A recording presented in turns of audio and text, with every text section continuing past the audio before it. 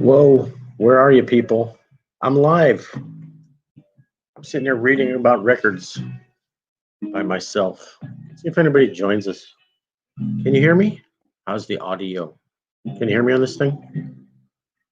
Can you hear me? Can you hear me? Where is everybody? Microphone? Microphone? Yeah, I guess it's on. And here we go. Trying to go live, people. Trying to go live. Going to be talking about some records here. If anybody joins us, you got to join me, people. I'm enjoying some rye whiskey, some cheap rot gut whiskey on a COVID Friday night. Anybody home? Look, people, I'm just hanging out here until you guys show up. Do. You guys have this record? I should decorate the place. What do you think? How's that? Don't fall over. Son of a bitch.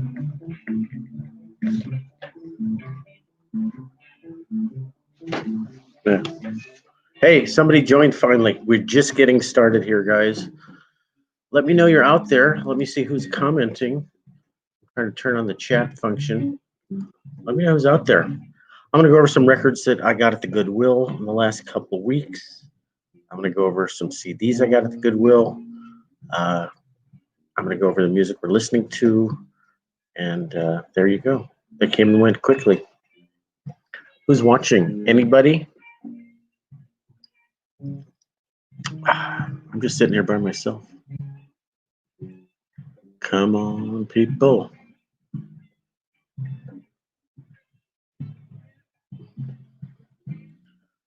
Do.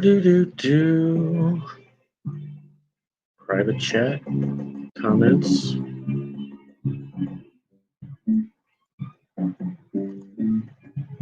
Hey, somebody joined us, finally. We're just getting started here, guys. Who's going to join? I'm going to go over some thrift store records in a minute. I need a couple more people to join. Comment, tell me you're there. Thrift store records from today, plus some CDs. I got thrift store records. Where's the CDs? They're right here. CDs I got at the thrift store today. I'll go over those. Show you what I got at the thrift store today, guys. Who's there? Comment. Let's see if I can turn this thing on so I can figure out who's watching, who's listening. If you guys comment so I can see you're there. Anybody? So, I'm going to tell you what I'm listening to, which is something really weird, and I've got some cheap rye whiskey I just opened up just for you guys. Okay, Goodwill in my neighborhood. So, Southern California Goodwill, which I go to all the time. And there's like 5 stores in the valley here that I can get to within a half hour, from my house. Not even a half hour, 10 minutes. In traffic, it might be 20 minutes. So I hit one of the Goodwills today, and I was shocked at how many nice CDs they had. Lots of stuff from the 80s and 90s. And they had like 200 plus records, the usual thrift store junk.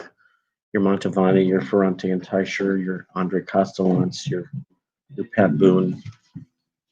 Yeah, I got some Pat Boone for 4th of July. CDs. And I'm trying to see who's online here. Can you guys comment so I can just see who's out there? And maybe I'm not hitting the right button to see who's out there. Oh, there we go. Papa Joe is in the house. And I don't even know if I know a Papa Joe. Chicago. Comic Rama, my man. Is it Rama or Rima? Glad to see you. And Mr. Comic Rama, you and I have to do an online collaboration real soon. I was just thinking of that today. I'm not sure if I know Papa Joe. Thank you for somebody watching. So I'll go over some CDs I got at the Goodwill today. Thank you for saying you hope I've been well. I've been unwell mentally. COVID, crazy, working from home for 4 or 5 months. All 3 of us cooped up here together in the blazing heat of the valley, 95, 100 degrees all the time. And this is a very hot room I'm in. How are you guys doing? COVID working, staying financially solvent. I hope a lot of people have lost their jobs. Unfortunately, I've got a nice job at a big company, and I get to work from home and still spending money on records. Anyway, Goodwill. I'm a big fan of Goodwill. A lot of the records you see behind me, I have over 3,000 records. A lot of them are from the Goodwill, and I love finding great bargains for $1. Well, the Goodwills raise their prices like $2, some places $3. Sometimes you can get them yellow sticker, 25% off, 50% off, whatever. So today I stopped by the Goodwill after work, working from home till 3 o'clock. And Comic says, I hear you. There's lots to be grateful for. There's lots of things to pray for. Lots of things to be grateful for in our own lives. And hoping everybody is safe. And I actually know a couple of people with COVID now. One of our friends got COVID early on. A guy about my age. He recovered fine. And then a friend of mine who is a YouTuber, actually, his grandmother was about the first known person to die in California from COVID. She was probably in her 70s or 80s. Excuse me, very hot and thirsty today. It's rude to eat or drink on camera. But a friend of my son's got COVID. I guess he's in the Army right now. And then we heard a bunch of baseball players got COVID, and they postponed another baseball game. The Cardinals. Anyway, my office probably won't open until January. Let's look at some of the CDs I got today. So I was telling you the Goodwill by my house. They said 5 people can come in the store at a time. And they got the little social distancing stickers on the floor. And they had a good selection. This is one of those tiny Goodwill boutique stores. It's just books and records and a few knickknacks. Okay, what did I get? Show us the records already, Greg. Okay. Very strange record. I'm showing you the back. How about the front? The In Sound from Way Out by the Beastie Boys. And this is the Beastie Boys. Is that in French? What does that say? Du Monde Hope. Du Monde means worlds. Les Sons Beastie Boys. What does that mean? I don't know. You guys speak French out there? What year is this from? Beastie Boys doing instrumentals, and it's them playing real instruments. Bass, guitar, drums. No singing, no rapping. I like the Beastie Boys. I don't say I love them, but I think they're original. You know, 3 Jewish guys playing rap music. So when I saw this for $2, I had to grab it. It's all in French. What's with all the French? You guys speak French? I don't. So I put this on the CD player when I came home, and my son says, "What is this? Some kind of '70s funk record or something?" That's what it sounds like. It's. I'm going to get to Comic Rama's comment in just a second, which is very more important than what I'm talking about here. But 1996 Capitol Records. It sounds like a funk record trying to sound like a '70s funk record, and it's all right. We gave it a listen.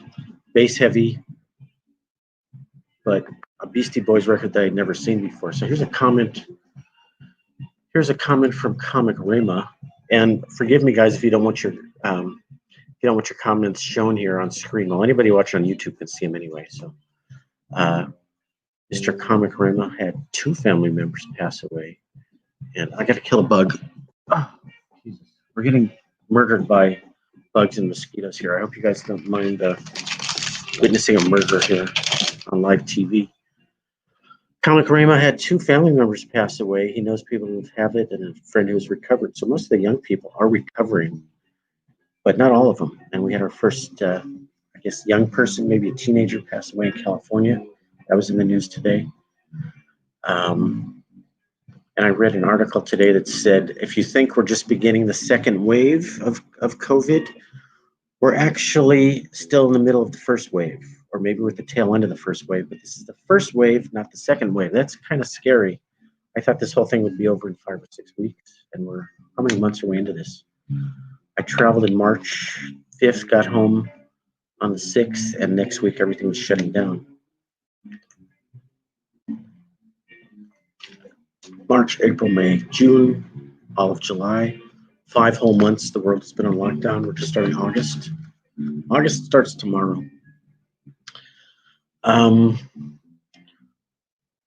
Mr. Comic Rama, are you staying inside? Are your friends out and about? Are they working? Are they in crowded places? Because my whole family stays inside. One person runs to the store each week to shop. I run to the Goodwill, but I try to, combine that with something important. Like today, I went to the hardware store next to the Goodwill. And then, what else was I going to say? And then I go out to pick up takeout food Friday and Saturday night. And that's it. We don't go out at all. Our cars have no mileage on them. We have to drive our cars around the block just to keep the, the battery charged. We had one, what do you call it? Dead battery already. Who else joined us? I see somebody else lurking out there. Leave a comment if you'd like to be acknowledged. I might put your comment on the screen. If you don't want it on the screen, you can mark it as private, but everybody can see it on YouTube anyway. But this cool software I have lets me put comments right on the screen. Mr. Comic Rima is referring to the Beastie Boys that I just showed. It's a nice one, so he knows it. I don't know it. I listened to it for the first time today. And I think these are not their normal tunes. These are tunes they just wrote for this occasion. I was kind of expecting it to be their popular tunes in an instrumental jazzy format. It's not jazzy, it's funky, which is what you'd expect from them anyway. Mr. Comic Rama is, Eric has joined us. Sorry to interrupt, Mr. Comic. Eric, the man, cheers to Eric. Eric loves to enjoy a nice cocktail. I'm having a little bit of rye whiskey. I'm trying to cut down on the drinking, but to hang out with you guys, I've had so many bottles of water and soda today. Yo E. Oh, he's talking to Eric. Eric, I haven't seen that much of you lately, and Eric is one of our mainstay dudes in the vinyl community with his lady friend. Is she still on your videos? And Eric, I thought you were working as a chef or something. Are you still able to get that kind of work with the shutdowns? Where are you located, Eric? I forget what city you're in. You're like way further east than us. Me and Comic out here are in Los Angeles. Anyway, I got to show you some of the other CDs and LPs I bought. I also want to tell you about the music I'm listening to. I figured a way to listen to cool music while I'm broadcasting without any copyright hits.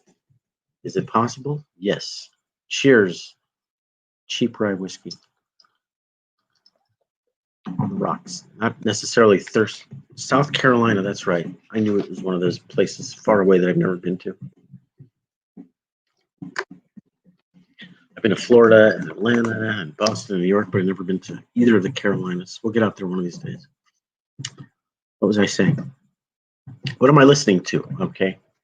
Something very weird that none of you guys kind of know about. So hold on. It's right over here.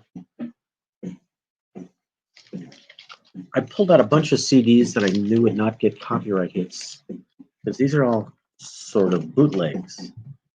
And I used to be really into rye, sweet vermouth, and I've got a Manhattan. That is true. Nice. I like a nice Manhattan cocktail. I was putting this together quickly to get the live stream going before my family gets back.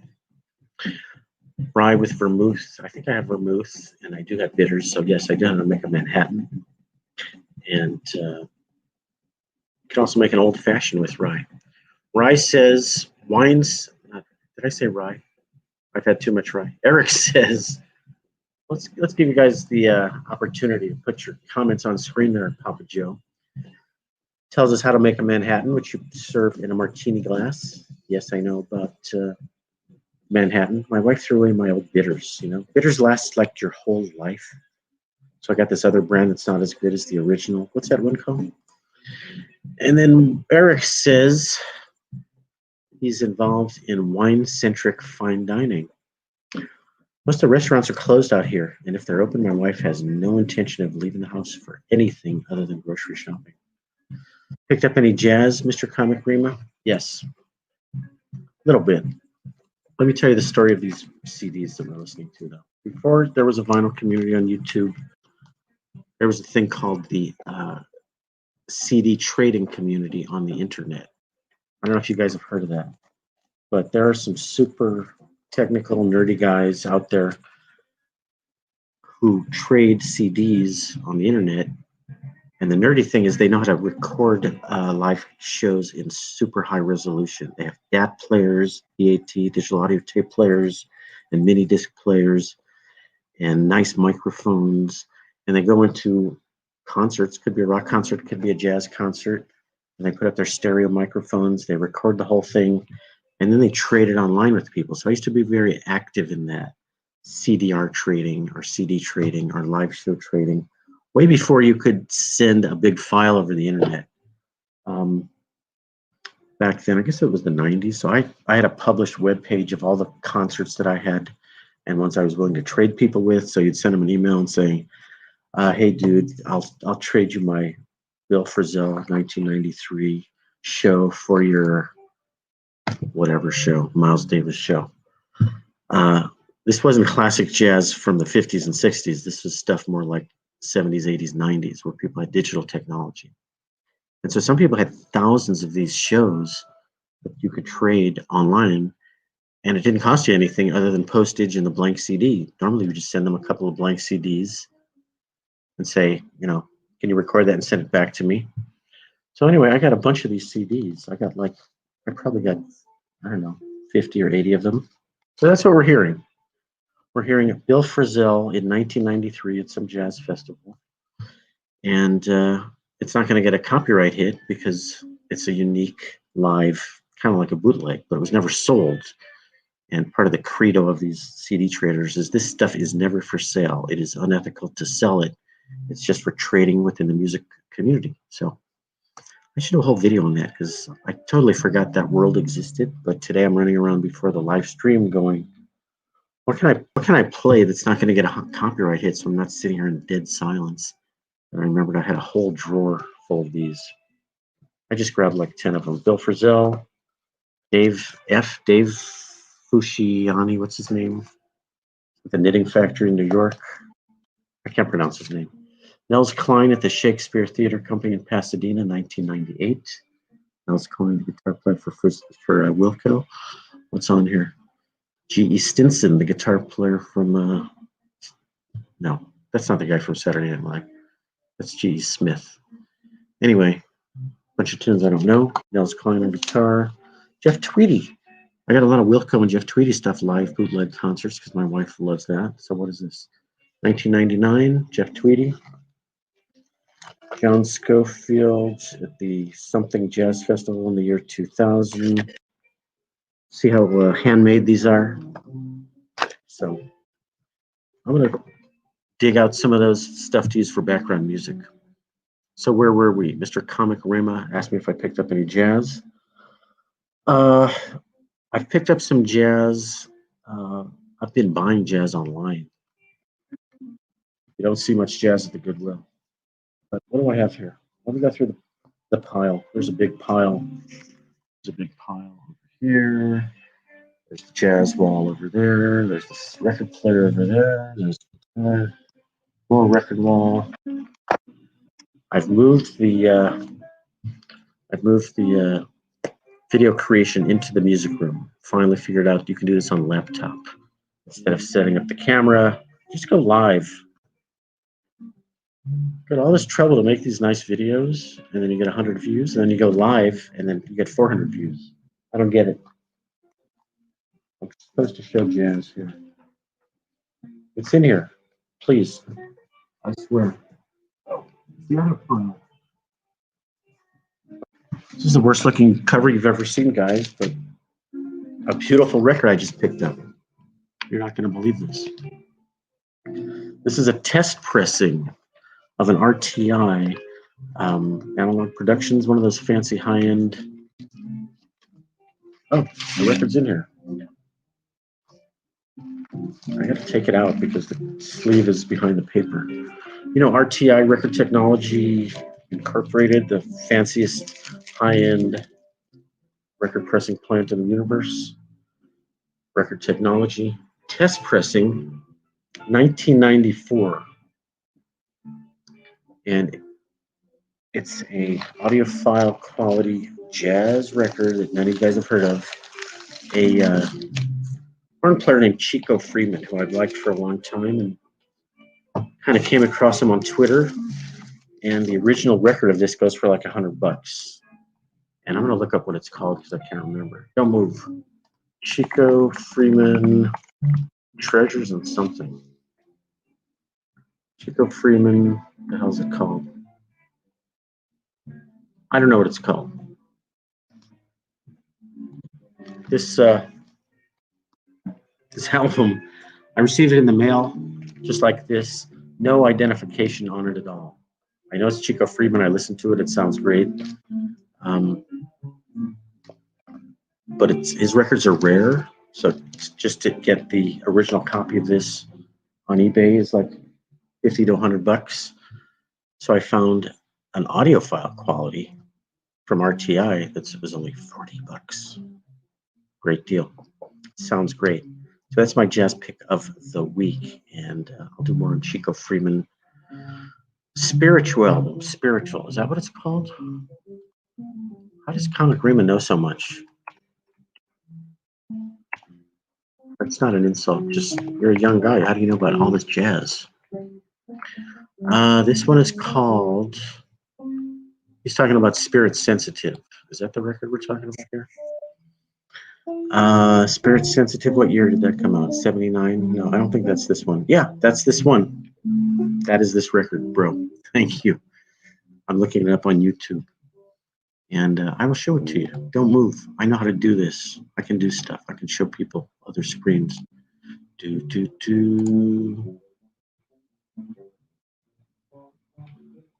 So here's what Comic Remo was mentioning. This is the record he's talking about, Spirit Sensitive. And I know it's the record because I listened to it and I recognize the first tune as being Autumn in New York. And it's a very mellow album. It's very kind of spacious. It's not dense, if that means anything. It's spacious. Sparse. I think there's no drums on a couple of tracks. That's the record. That's the one we're talking about. Unusually adventurous tenor, exquisite ballad album standards. That's the one. Analog Productions. There it is. That's the one I got. Okay. Analog Productions, 1994. Chico Freeman. I got a very high quality audiophile copy for $40. And if you look on YouTube, they're going to go for a lot more than that. So thank you, Comic, for reminding me, Comic Spirit Sensitive. That was the big jazz pick of the last couple of weeks. How did you know that record? That's a pretty obscure record. I think one of his records on CD and one on LP somewhere. What else do I have? Okay. I'm just going to go through some records that are miscellaneous here. Miscellaneous. Big mess on this table. Bear with me. Comic and I are going to do a collaboration. What's it going to be about? I'm going to start doing some stuff about our buddy Sonny Rollins. Okay, how do I turn this off? Eric says, I got some comments from Eric. You still on, Eric? Eric tries to play odd and obscure stuff in the background to avoid the YouTube police. That's why I'm playing. I do have a few LPs that I go to a lot, but I've played them so many times that I'm sick of them. I don't know if you guys are sick of them. But what else did Eric say here? Lovell Andrew. Do I know who that is? Lovell Andrew. Chico is awesome, and he is from Chicago. And what is he doing these days? I don't really know. I've seen him kind of bouncing around on Twitter, but I don't know what he's up to. Is he performing? Is he playing, recording? Is he healthy? Is he retired? I don't know. I think he's like in his 70s. Anybody know him personally? Can we get him on this show? I'm serious. I've started interviewing musicians on my channel. I've done 3 or 4 so far. I've got some more lined up. And Do I know you, Eric? Lovell, Eric, Andrew. I'm sorry, I can't read or talk. That record has been on Comics Want List Forever. The Spirit Sensitive by Chico Freeman. Redco Music. He gets music claims. Okay, now we're talking about the copyright issue. Let me go back to Redco. Hey, Redco Music, thanks for joining us. He gets music claims, but they say, don't worry, it's not a copyright strike. Well, there's a copyright hit. There's different levels on YouTube. The basic level is they say, hey, we own this music. We're gonna monetize it. We're gonna get all the money from it. So you can't monetize it. You're not gonna make a penny. But because you mentioned, a 4-second clip of our record, we own the monetization of your entire clip, which is kind of BS. But then they can say, hey, we want to block you. We want to block this video. We want this video taken down. We won't allow you to play it, even if you have a 5-second clip. And if you get too many of those strikes, they can remove your channel. So have you guys heard of Rick Beato? He talks a lot about copyright claims. He does kind of music teaching and talks about old records and old recordings. He gets a lot of copyright hits. And about a week ago, he said he called up the record company and confronted them and said, do you have any comment? Why did you take down my video for a 4-second clip? And they had no comment, so it was kind of uneventful. What's the volume level on this music, guys? Is it too loud, too soft? Does it sound like anything? And who else just joined us? I don't know if I know Redco Music. Redco Music says hi. I guess he's talking to one of my fellow people. Mr. Andrew Lovell is participating in the Blue Note 4000. Have you guys seen the Blue Note 4000 series? That's one of the most amazing things ever done on the YouTube community. What have they done? The first 100 records, 4,000 to 4,100, where a different person does an in-depth review of these classic records. And let's see, I've got one of them over there. I've got a Sonny Rollins here somewhere that's 4,000, 4,101, I think. All right, it's breaking up. Mr. Comic Rama is saying, louder music? It's gonna be too loud for my family, guys. Let me mess with it a little bit. Don't move. Somebody turn the music up. I'm gonna turn it on to one speaker only.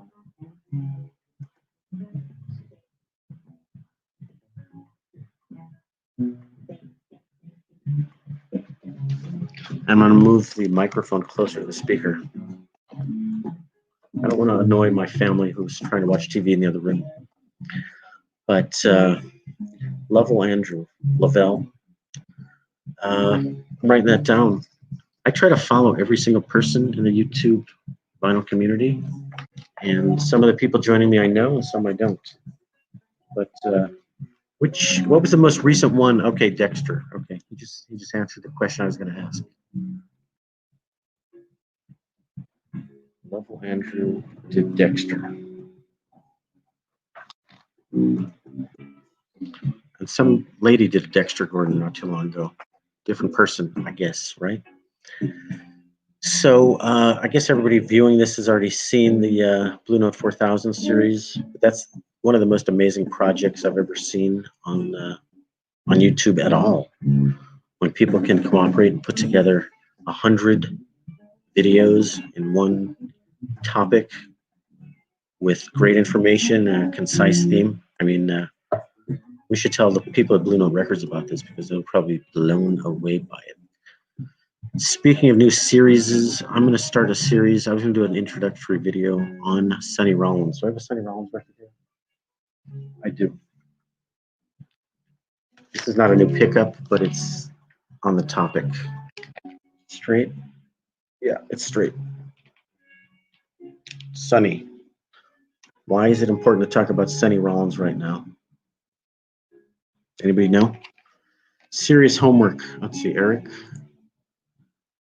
Eric is a huge Donald Byrd fan, I know, and I bought Donald Byrd Chant probably because of Eric was raving about Donald Byrd. I didn't have much Donald Byrd. I got Blue Note stuff going back 20 years that I've been collecting, but I didn't have much Donald Byrd, at least not on vinyl. So thank you, Eric, for kind of turning me on to Donald Byrd. Yeah, it takes some serious homework to get up there and sound like you know what you're talking about. And it is an amazing project, and I should edit that down into like a DVD set. But what are you guys doing? 10 or 15 minutes a shot times 100? That's, how long is that? Is that 20 or 30 hours just to get through the 100 series? Yeah, it's amazing. And they're going to continue beyond 4100. Okay. Why Sonny Rollins? I'm going to start doing some videos on Sonny Rollins. Anybody know why? Why is it important now? Here's a record he did in about the civil rights thing, mid-50s, Freedom Suite. I got to move your comment there. Oh, man. Anybody know why I'm talking about Sonny Rollins? We're going to find out. Eric says Royal Flush has new perspective, doesn't have Royal Flush. Which is the one with the Jaguar? Is that him? I don't know Donald Byrd stuff that well. I have a couple of his records.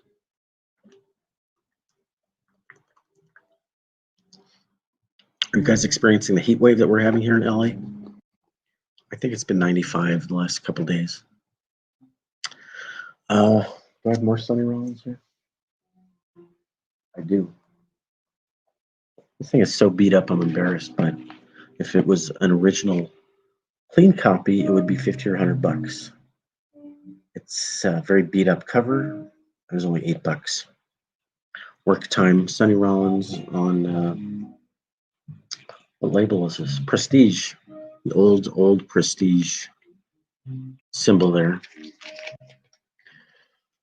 Comic is leaving us. All right. Anyway, punchline I've been trying to get to is Sonny Rollins was born September 7th, 1940. He turns 90 in 5 weeks, guys. I can't do the math. What year was he born? Sonny Rollins turns 90 in a couple of weeks, so y'all should be doing some tributes to him. I'm going to try to get some collaborations going with people who want to talk about Sonny Rollins, and I've actually got some inquiries out to some sort of big name musicians who I'm going to try to interview. But Sonny Rollins, that's what we guys should start talking about, turning 90 in just a couple of weeks, I think. Yeah, he's 89, he's turning 90, and he's still alive and kicking, and he's probably the greatest living jazz musician, and he's still healthy. He cannot play the horn anymore. He's suffering from some diminished lung capacity. He can talk, he's very articulate, he can read, he can be interviewed. He just did an interview with the New Yorker magazine a couple months ago. Comic is leaving us. Yeah, Sonny Rollins' birthday is September 7th, coming up in 5 weeks. Turning 90, I think it should be celebrated by the vinyl community as a big event because he's the biggest living jazz legend, and he's turning 90, and he's still around to take in our appreciation. So, in addition to just reviewing individual records, I'm suggesting people do some kind of birthday celebration. That's what I'm going to be doing. I'm looking for people who want to go on, collaborate, and do interviews and talking about Sonny Rollins, not just his records, but his music in general, and him as an influence. So sign up, guys. I'll reach out to some jazz freaks out there that want to talk about Sonny Rollins. And let me give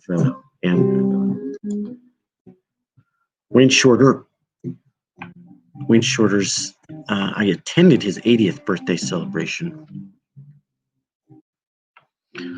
Wayne Shorter, yes, you could argue, but since Sonny's older, I'm going to give him credit while he's still around. Yeah, certainly Wayne Shorter, probably the greatest composer in jazz of the last several, how many decades? I don't know. Sonny, I mean, they're both giants, but since Sonny's 90, I'm going to say we better take some time to celebrate him while he's able to take in those congratulations. But yeah, I was at Wayne Shorter's 80th birthday celebration at the Hollywood Bowl in Los Angeles. And let's see, that was a star-studded extravaganza. They started out with people like Esperanza Spalding, which is the lady who plays bass and sings, and Joe Lovano on sax, and Dave Douglas, and Terry Lynn Carrington. What's the other lady whose she was playing with? I can't remember. One plays drums and one plays piano. One of them just died. Who am I talking about? There was like 4 different acts before they got to Wayne. And Herbie, of course, was there. And Wayne did kind of a chamber orchestra kind of a thing with a new piece of music he had written. Who else am I missing? Wayne, Herbie. Oh, Brian Blade on drums, which is fantastic. So Wayne is like 85 now. And Wayne is in poor health. Sonny is 90. Wayne is 85. Correct. I'm going to answer Eric's question in just a second. Chick Corea is still alive, but he's a youngster. He's probably in his 70s. Is it Kamasai, Washington? I have got a lot of newer people. I listen to a lot of new records, and every time I show them, I get a lot of yawns. I got a lot of new Blue Note stuff. People like John Scofield. It's not that new anymore, but Nels Klein, who's done a couple records on Blue Note. It's not just Blue Note. Brian Blade, who I mentioned, I love his solo stuff. Chris Potter, new saxophone player. Brad Meldau. I'm just as much into the new jazz as I am into the old jazz, but it doesn't seem to be as popular on the vinyl community stuff. I did a video about new artists on Blue Note. Let's go through some of these other comments here. Wait, I didn't really address this. Kamasai, Washington. So I have his 3-record set. What's it called? I don't know. He's kind of into what I would call the spiritual jazz movement. And there's some singing and chanting, and I think it fits more in line with spiritual jazz than anything like hard bop. Kamasai, is that how you pronounce it? Kamasai, Washington. Yeah, he's got a new record that I have not heard. And he's actually from around here. He and my son share the same teacher, sort of. There's a jazz educator out here who was in charge of the, what the heck is it called? Hamilton Charter Academy Jazz School of Jazz, whatever, performing arts in downtown LA. A friend of ours and teacher was Kamasai's director back then when he was in high school. And then this teacher also taught my son for a couple of years, so we're still good friends with. I have a little connection. He hasn't introduced me to him, but Kamasai, yes, very cool dude, and yes, I haven't seen him live. I have a couple of his records. Okay, what other great comments? Thank you guys for commenting and hanging out with me. This is great. He saw Sonny, and you know what? I'm sad to say I haven't seen Sonny, and I won't get to see Sonny because he's not playing anymore. I've seen Miles and Dizzy and Herbie and Wayne and Dexter and Ornette. I've seen a lot of great people, but I don't know if Sonny's played here in Los Angeles in the last couple decades, but I will not get to see Sonny because he stopped playing. So, Kamazi. I thought it was Kamasai. I've mispronounced his name a million ways, a million times, so I apologize. But can you guys hear this now? Bill Frisell's taking an electric solo, but I don't know if it's picking up in the microphone, and if it's not, then I'm annoying my family with this loud music for no reason. I didn't even show you guys all the records I got today. It's not all jazz. Got this for my wife, Travis. You guys know this band? I know like nothing about them, but she likes them. I saw it for $2, so there you go, Travis. Their first UK album. Not opening, it's gonna crack. It's the stupid sticker they put on there. Okay, I have nothing to say about them because I don't know anything about them. This is for my son. I buy records for the whole family when I go out, guys. My son did not have a copy of this. He's a major grunge fan and jazz fan. Soundgarden. Super Unknown. Yeah, it's got some of their hits on it. Black Days and Black Hole Sun. That's what I know about Soundgarden. What else? Just loud enough to hear the music, but not to interfere with the conversation. Lovell, is it Lovell or Lovell or Lovell? He saw Sonny, Herbie, and Dave. I met Herbie last year at the premiere of the Blue Note movie. I've seen Herbie 3 or 4 times, but this Blue Note documentary that came out last year, I think it's on Netflix now. I hope you guys check it out. Herbie was speaking after the event, and I walked in, and he was standing right there by the popcorn, and I just kind of walked right up to him, and we started chatting, got my picture taken with him. I was kind of starstruck. I really didn't know what to say. Made some real small talk. But yeah, Herbie's one of the greats that I met, in addition to seeing live. Travis is awesome. Well, I'm glad. I'm glad y'all like Travis. I'll put it on a couple days here. Let's go through some other vinyl records, guys. So, oh boy. My son had this out. It's got to be put away. One of my son's favorites. Devo. Do you know that's supposed to be a golf ball? Very trippy, alternative counterculture, proto-punk group. My son loves Devo. I met Mark Mothersbaugh at some event that he did a film scoring thing for about a year ago. Travis. What's he saying about Travis? Travis is awesome. Glad you agree. How about Travis Man on vinyl when it came out? Is that the one I have? I don't even know what I have. I had 2. Oh, yeah, that's the one. The Man Who. Backwards. We're going backwards here. I'll give that a listen. I guess it's more, is it jangle pop or roots rock or something like that? My wife likes it. It must be good. Today at the Goodwill, you know what they have at the Goodwill? They don't have jazz. They don't have rock. They got a lot of junk, and they got classical. And I know enough to look for the good, clean classical and the good labels. Deutsche Grammophon, Schubert. I don't know that this is a great performance, but it's a good piece of music. It's a clean record. It's not even in the plastic sleeve, is it? Yeah, it is plastic. That's weird. The sleeve is messed up. The sleeve is folded over. So I gotta fix that. I've made a giant mess of this table, you guys. Oh, yeah. It was a thrill to meet Herbie and get my picture taken with him, so you guys will believe me. I can prove I met Herbie. And then today I also got this on the Phillips label, Tchaikovsky. I'm not a huge fan of Tchaikovsky, but Phillips label is high quality vinyl, made in Europe, and plastic sleeve. Classical people tended to keep their records in really good shape. And I actually listen to that type of stuff when I'm studying or reading or working. So I got a lot of cheap classical that I've got at the Goodwill for $1 or $2. Yes, meeting Herbie was fantastic. So after the Blue Note documentary, I hope you guys check it out. A lot of classic stuff going back for years.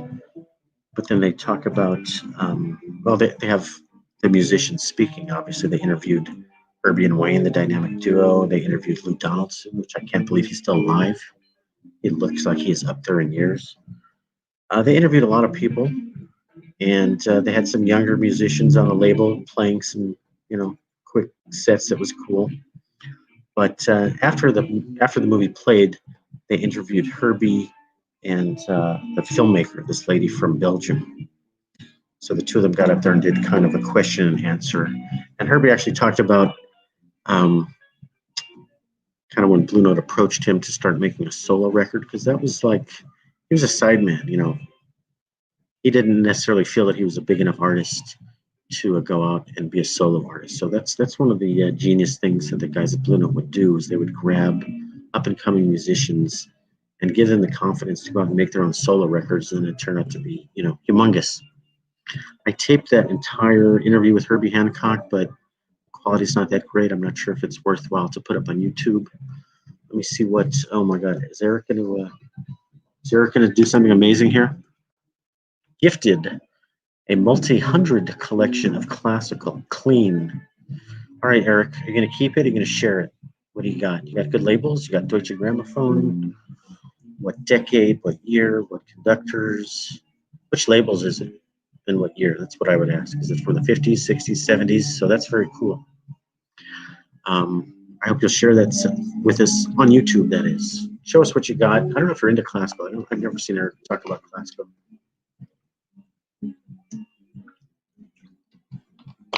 Let's see if this music's annoying my family, because it's probably awful for their ears. Hold on.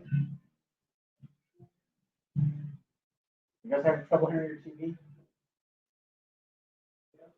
Okay. The music's got to come way down, guys. It's annoying the family in the other room. They're trying to watch TV. So Eric, what records did you get? Mid 60s to early 80s. So that's a lot of classic stuff. Prior to it all going digital, some of that late stuff is probably digital, but the 60s and 70s definitely great stuff. Do you know what labels that is? Deutsche Grammophon, London, Philips, Angel, or any of the weirder labels. You know, classical people tend to have very focused tastes. So I see these large collections at the Goodwill all the time. And it's like, okay, this person only collected Baroque music. It's all Bach and Vivaldi. Or this person was an oboe player and they got every oboe record ever. Or this person played the organ, so it's all organ music. So some of these classical collections that I see are really in depth in these sort of niche genres. And that means they go very deep with stuff that's like kind of obscure. So yeah, Eric, if you know, let us know what you got. If it's rare 20th century composer stuff, that stuff is really valuable. You know, who's I going to say? Stravinsky, but even more obscure artists like Stockhausen and John Cage and Schnittke, and maybe artists you haven't heard of. But if you have any of those artists in there, that stuff is typically very rare because those pieces are not recorded very often. And so there might only be one or two recordings of those pieces ever made, and they were not made in large quantities. So if you have any of that rare 20th century avant-garde, weird classical stuff, that stuff is valuable. And maybe you don't care about the value. I'm just letting you know. A lot of classical stuff is very run-of-the-mill. You know, how many recordings of Beethoven's Fifth and how many recordings of Beethoven's Moonlight Sonata do you need? I mean, you need a few of them, but they're not necessarily rare. He's got some Wagner, and his friend played the trombone for the symphony. So there you go, some Wagner. I don't have much Wagner. Wagner didn't do symphonies that much. He did more like operas and stuff and overtures. So I don't know his music too well. What else is going on, guys? Because I've showed you the records that I got at the Goodwill.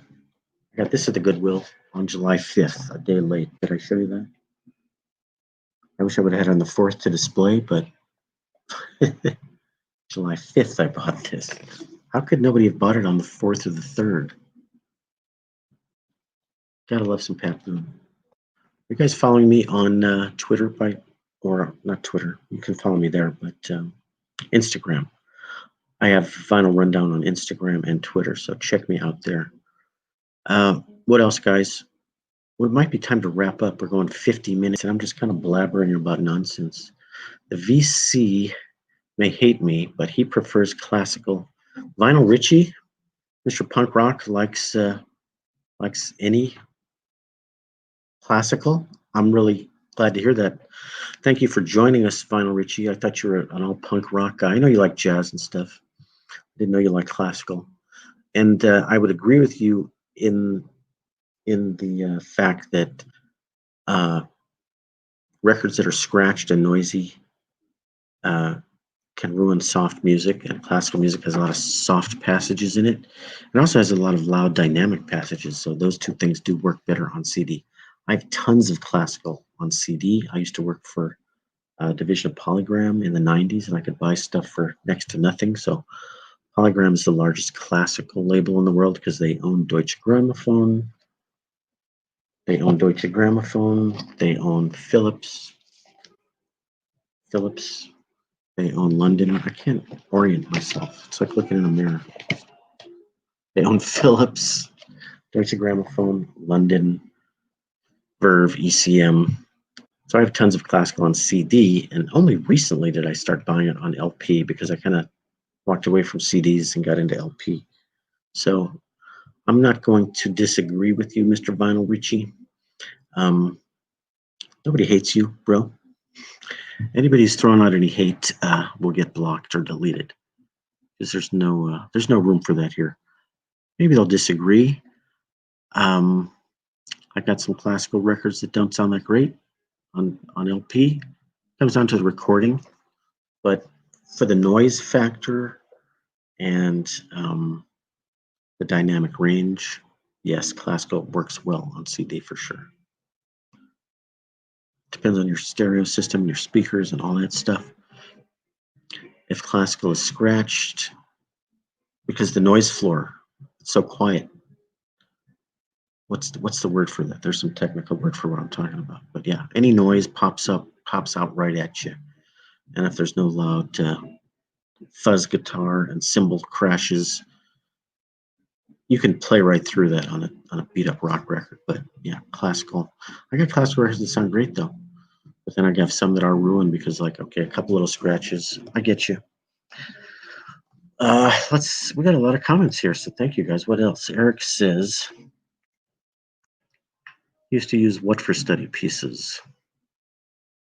Must look like once for the video coming out soon. A bunch of swing big band. Zydeco stuff is rare. Swinging big band, there's so much of. I got a lot of it. I mean, I played in a big band in high school, so I know that music pretty well. But the records are not necessarily considered valuable or desirable. But if you got some Count Basie or some Duke Ellington, fantastic. Study pieces. What do you mean, Eric? What are you studying? Are you studying music? Are you playing an instrument? You're going to do a video soon. Zydeco. Very cool. Oh, my man Tino is here from Italy. Got to say hi to him. Tino, grazie. How do you say hello in Italian? I don't even remember. Tino, all the way from Italy. What time is it in Italy? I assume you're in Italy. It's got to be 6 a.m. or something, or 4 a.m. Sorry for being late. Moody Blues and Procol Harum sound amazing on CD. Oh, performed by a symphony. I don't know that one. Hey, Italiano, how do you say hello? They're not answering me. Arrivederci is goodbye. Grazie is thank you. Bellissima is beautiful. Tino, it's great that you stopped by. Appreciate that.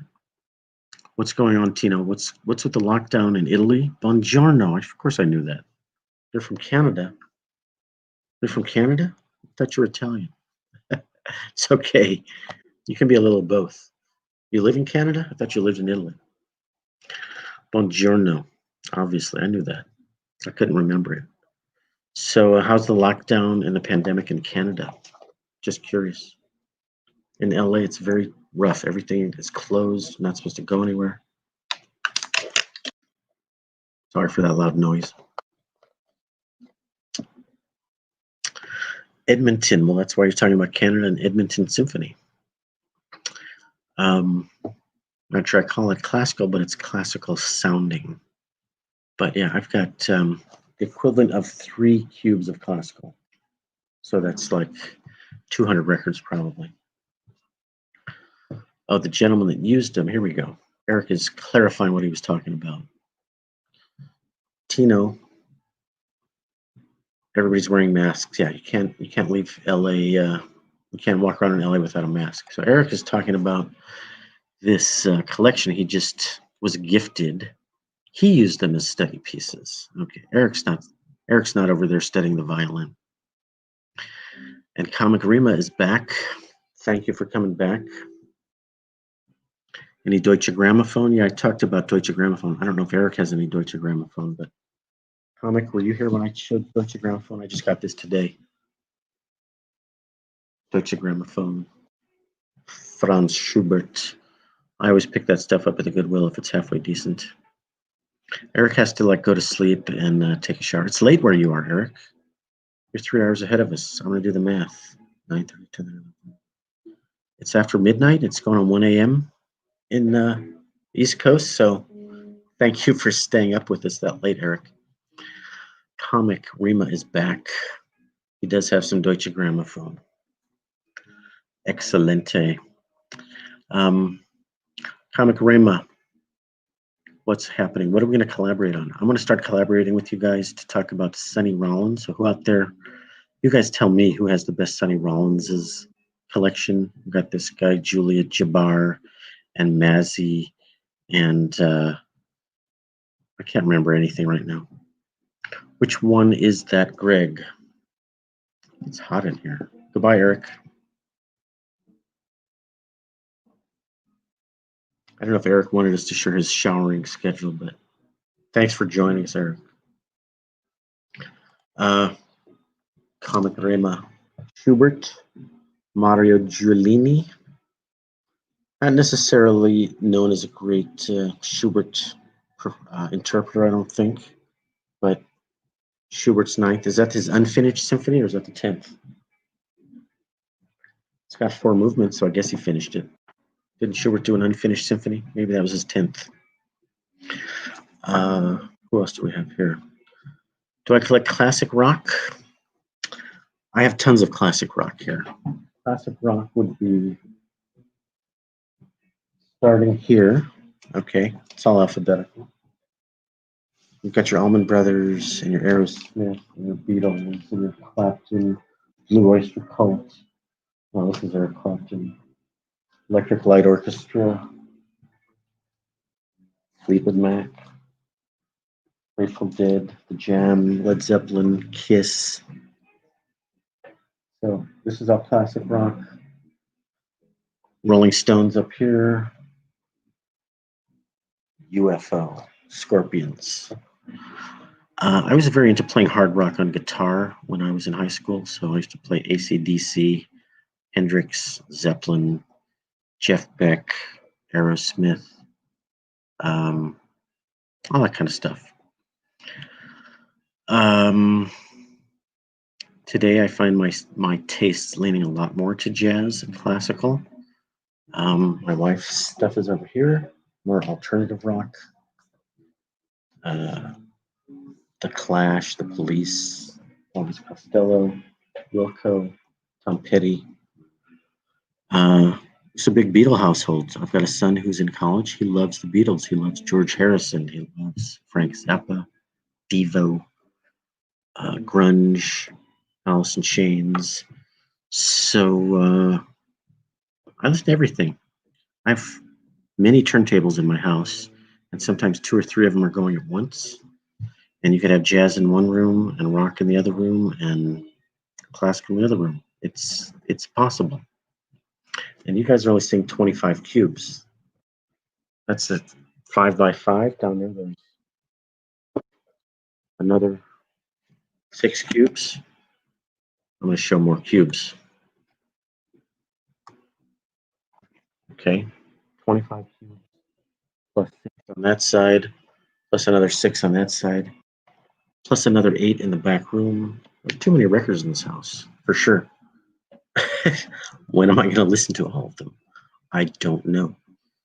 But we have other genres. We've got a soul section. We've got pop vocals, 2 cubes of Ella Fitzgerald and Frank Sinatra and that sort of thing.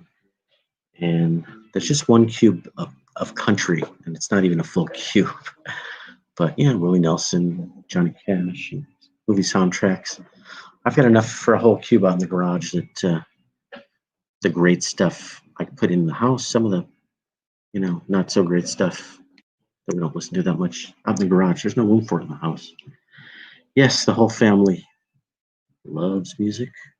My wife and I both used to work at a record store. My son plays bass and saxophone. And comic, are you talking about we should do a, what's on the 7th? You want to do something on the 7th?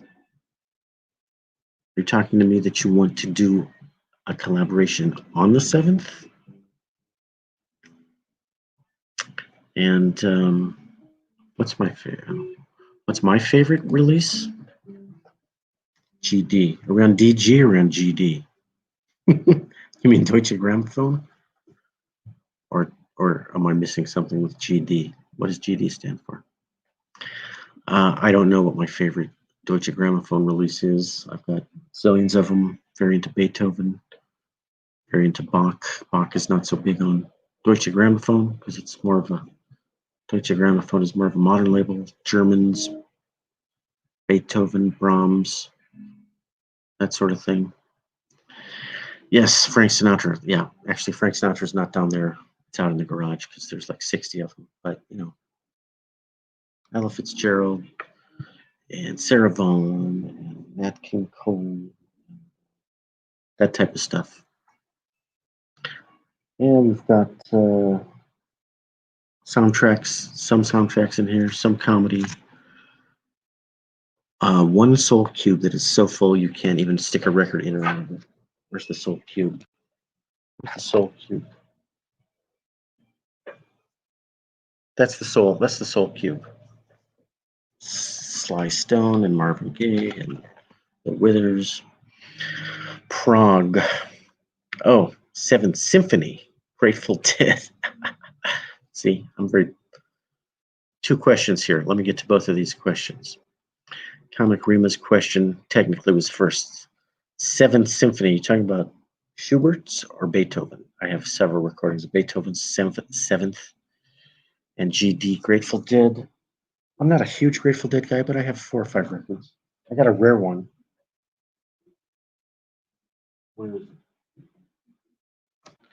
I've got a white label test pressing of the Live in Europe triple record set that I got originally from a guy at Capitol Records, I guess Capitol Records in the 70s. Was a friend of my dad. So a lot of the early pieces in my record collection that go back 40 years are from this guy at Capitol Records, including some test pressings. Prague. Prague is a difficult subject. I do. And I can't say this in front of my family, but I like Rush. They hate Rush, but I like Rush. I used to play Rush on the guitar. I still do a little bit. I like Rush. We all like Yes here. I've got a lot of Yes. Yeah.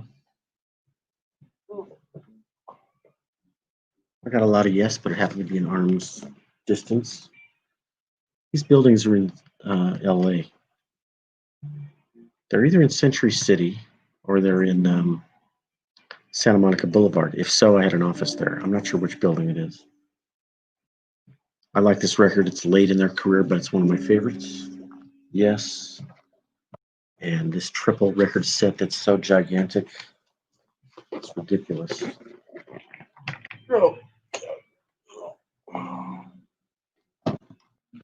Yeah, I do like some progressive rock. Yes, Rush. Who else? I can't think of any other groups. Schubert, 7th. See, I don't know enough about him to say I like the 7th or the 9th or the 8th. Beethoven, I do. Schubert. Is that the good one? I probably have it.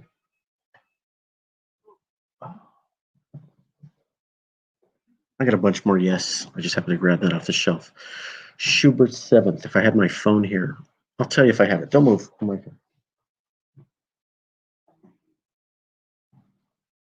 Discogs. I have all my LPs in Discogs. I do not have all my CDs in Discogs. But I can go right to my collection on Discogs, type in Schubert. You gotta spell it right down. Schubert. I got quartets, 8th Symphony, trio, quartet, Symphony 9. Okay, I already had a version of Symphony 9 with London, with Schulte. I've got, I do not have a Schubert 7th on LP. Is that the one I should be getting there, Mr. Comic Rima? If so, I'll make a note of it. This room is a mess. I can't even find a piece of paper to write on. Kansas, I have. Alan Parsons, I don't have. ELP, I just started to kind of appreciate. Procol Harum, I like. Genesis, I'm not huge on. I like some of their stuff. Moody Blues, I certainly have their old stuff. I don't even know what a porcupine tree is. Never heard of that. To me, progressive rock, does it exist anymore? I mean, has anybody made a good record, or are any of these groups active and still making records? I mean, well-known ones. Rush made records for 20 years after I kind of didn't listen to them much. So definitely into Yes. Used to play that on the guitar. And Rush. Those are two that I certainly like. And they're sort of classical influenced, aren't they? Pink Floyd, is that progressive rock? I don't know. I'm not sure I would consider Pink Floyd progressive. To me, progressive is classical musicians that play a lot of notes quickly. Complicated melody lines like in classical music, as opposed to being chord progression driven. Pink Floyd is unique. They kind of don't fit into any category. This cover is screwed up. Plastic is coming undone. So I can do this without destroying it. Marillion, yes, I know them. I've heard of them. I don't have their records. So you're way more into the progressive than I can speak to. Jethro Tull, Robert Z just did a video about them, and Shannon D just did a video about them. I don't know too much about them. I used to listen to Thick as a Brick a lot, because my dad had that. So I don't really know their music beyond Thick as a Brick and Iron Lung. Iron Lung, what's it called? Aqua Lung. Iron Lung is if you have COVID. Not the same as Aqua Lung. This cover is thrashed. It's broken. The seam is split. I have to get a new cover for Schubert. So, Comic, are you saying Schubert 7th is the one to get? By the way, Kansas. I used to be very into Kansas. I could play Dust in the Wind on the guitar. They were very big when I was growing up in the Midwest. I lived in Kansas. I didn't live in the band. I lived in the state of Kansas for like a year. From Missouri, actually. Okay, Comic Rema says 7th or 8th. I will check those out. And I'm kind of a random record collector. Whatever shows up at the store for $1, I buy it. And that's not necessarily a good way to collect, because you end up with a lot of junk doing that, as opposed to a more focused, what is the best one to get? Go out and buy that one, appreciate that one, and then go from there. So I got to admit, thrift store collecting is not necessarily the smartest way to collect. So I saw Jethro Tull play live at the Los Angeles Forum, 1983, and it was not one of my favorite concerts. They played some of their hits, but I didn't know necessarily all their music. So I don't know them that well beyond their hits. Aqualung, a couple other hits, and Thick as a Brick. I know that record back to back. It's one long song. What are they doing today? Are they still around? Is that flute guy still around? And John, what's his name? John Anderson? No, that's the Yes guy. Ian Anderson. No relation to John Anderson. Are they still around? I have no idea. Guys, we're an hour and 10 minutes into this thing, and I think we should wrap it up. We got a new person. Philip Matthews from Australia. What's up with him? Philip Matthews. Listening to some CCR. I like CCR. They're not somebody I've listened to lately, but when I was growing up, it was certainly a cool band to get into. I was growing up in the 60s. I was a kid in the 60s. I was in elementary school in the 70s. So they were a big band in the sort of, they were there, And I think I met John Fogerty at Warner Brothers Records when I was there working for a record store. I passed him in the hallway. That's our great meeting. John Fogerty, he's still doing great stuff. Miles Davis, Tutu and Amandla. Wow. Tutu is a great album. Now we're on to Miles Davis. So by the way, guys, I hope you're following me. I will follow you back if you make videos on the vinyl community. Some of these names I don't recognize. Miles Davis, Tutu. I'm going to grab it because you got to see the cover. It's right here. Don't move. Oh. Okay.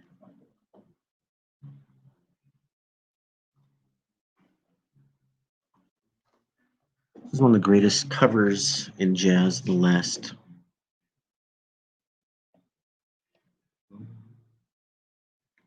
Great photograph. I like this album a lot. And I kind of consider it Miles's last great album. And it has some great players on here. So he mentioned some other albums that he got. He got Amandla, which I don't like as much. Doo-Wop. I'm not even sure if I have Doo-Wop. Doo-Wop, not Doo-Wop. 50 cents each is a great price. This record, I think, is valuable if it's in good shape. I think it's probably a $20 or $30 record. So if you got it for 50 cents and it's not scratched up, that's great. I'm going to talk about this Tutu record because it's an important record. And Marcus Miller is on here. Adam Holzman is on here. He's a synth player. Marcus Miller. I thought was more of a bass player, but he's a bass player. And George Duke plays trumpet on here. Is that possible? That's weird. I want to see the guitar players. Michael Urbaniak plays violin. Who plays guitar? I thought my buddy John Schofield played guitar on here. I can't see him on here. I like this record a lot, guys. Oh, that's cool. Beautiful photography. So I got a promo. So those three records that you're mentioning, Philip, this one is by far my favorite. What tunes are on here? Backyard Ritual, Full Nelson, Splatch. Very cool. Enjoy that one. Very funky. Great cover. That's not the place to start with Miles. That's the end of Miles's long career. It's a cool record. I mean, if you like funk, you'll like this record. It's a very enjoyable record, but it's not necessarily classic Miles. A classic Miles Davis fan might not even like his electric stuff. I mean, Miles' stuff goes back to the mid-50s to the mid-80s. 90s, 80s.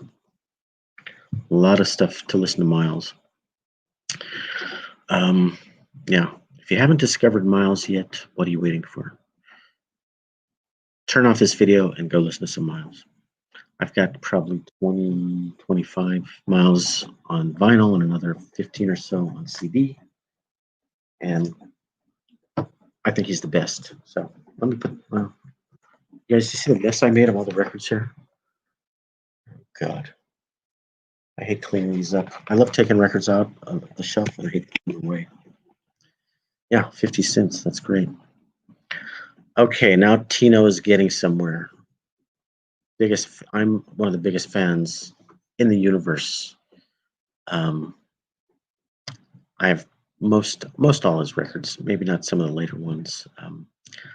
I studied guitar with a guy who studied with Pat Metheny, and I did a video I collaborated with a contemporary jazz guitar player a couple weeks ago, Dave Boswell. Look up that video. Dave studied with Pat for a few weeks. And so amazing guitar player. Pat does some real traditional jazz. I mean, you might like his more modern, contemporary, smoother style, but he is a serious jazz musician. Did a lot of records with Ornette Coleman and different jazz musicians like Keith Jarrett and Mike Brecker. So Yeah, I've got basically all his records, and I do play some of his tunes on guitar. Not very well, but an amazing, amazing guitar player. I think Comic Rain was a fan of Metheny also. I met Pat Metheny at a concert 1986 here in Los Angeles. Just walked up to him after the show and shook hands and said hi, but, nice guy. And I've seen Pat play probably 8 or 10 times. This guy used to play guitar with new Pat, so he introduced me, and he went up and chatted and said, "Oh, here's my friend Greg." I shook hands. It was no big deal. Lyle Mays, yeah, he passed away. We kind of don't know what was wrong with him. Maybe they're keeping it a secret. Maybe it's a private personal matter. But I didn't know he was sick, so I was shocked to hear that Lyle Mays passed away. Yeah, fan of his. I have some of his solo records, but an amazing piano player, amazing musician. Hard bop. Good evening. Dots and Loops is here. Hey, Dots and Loops. I saw you today. I saw a couple videos you did talking about your stereo system. We're talking about Pat Metheny and Lyle Mays for the last 2 seconds. So I saw Lyle Mays at a shopping mall, and it was really a very stupid, funny encounter at the Glendale Galleria. He was going up the escalator, and I recognized him, and I just yelled out to him, "Lyle Mays!" And he looked at me like, "All right, get away from me, weirdo." And that's the only time I've seen Lyle play in concert, obviously, many times, but that's my brush with celebrity greatness with Lyle Mays. What else? Montreal. Did I already put this on the screen here? Dots and Loops. The wife is a jazz fan. Big band. Big jazz head, but he likes hard bop. Good evening. Good evening means hello. You're not leaving us. You're just joining us, hopefully. Dots and Loops. Your channel is doing great. You're up to like approaching 3,000, or you broke 3,000 subscribers. That's great. And Dots and Loops, you guys, if you're not following him, he did a record room tour recently. Was that today or yesterday? Showing off his 2 different stereos, some vintage gear, some Serwin Vegas, a Marantz receiver, some Japanese turntables, a Hitachi, and I've got a good memory. I'm very into stereo stuff. I have 5 or 6 stereos and turntables. Extensive output orchestrion. Yeah. Orchestrion. Thank you. Who's this? 1 week from Wednesday. Thank you. I don't know you. Do you have a channel? Should I follow you? Or are you just a watcher? If anybody's on here who has a channel that I'm not following, please let me know. I try to follow every single channel on the vinyl community. And yeah, I just watched your video on your stereo, Mr. Loops and Dots, a little while ago. We were talking about the Serwin Vegas. I don't think you should have your speakers on the same table as your record player, unless it's absolutely necessary. And I would spread them out more and try to get them like 6, 8, 9 feet apart. And that kind of. Did you come here to be lectured about your stereo? Probably not. Maybe we'll save that for another time. Dan, is that Dots and Loops' name? Or are you Dan? I don't know everybody by first name. 1 week from Wednesday. I don't know you. Thank you for joining us. Guys, we've gone on 1 hour and 20 minutes. You guys have any questions for me before I fall asleep here? You guys aren't boring me. It's just, we had an earthquake, and I was up yesterday. Everybody in the San Fernando Valley was awoken at 4:30 a.m. and could not get back to sleep. So I've had a grueling couple days here with the sleep factor. Comic Rama, did you feel and hear that earthquake? It was out in, I guess it was closer to Pacoima, and I'm in Woodland Hills, but you're in LA, I guess. Guys, suddenly everybody's joining the video an hour into it. That's great. But I'm getting tired. My voice is starting to hurt. We got to wrap up here, guys, soon. So, guys, thank you for watching. I I think I can't hold out much longer. I want to talk to you guys tomorrow about Sonny Rollins. I want to start a big Sonny Rollins project to celebrate his 90th birthday that's coming up in 5 weeks. And Dots and Loop says, go ahead and lecture away. I'm one of those audio geeks that goes around telling people how to do their stereo better. I've been told to shut up a few times. I'm actually going to make some videos on that topic. Better speakers, better sound from your speakers, better sound from your turntable, blah, blah, blah. Buona noche, caro. Caro, thank you. Grazie, Tino. Thank you for watching, guys. It really is time to log off, an hour and 20 minutes. And if you're watching the instant replay on YouTube a day later, thank you for watching too. Please subscribe. Please turn on notifications. Please let me know what you think. Please comment. Please let me know if you have a channel that I should be following. And I think we got to log off, guys. It's what time is it? It's after 10 p.m. It's almost my bedtime. All right, guys, let's sign off. Adios, arrivederci, and goodbye. Peace.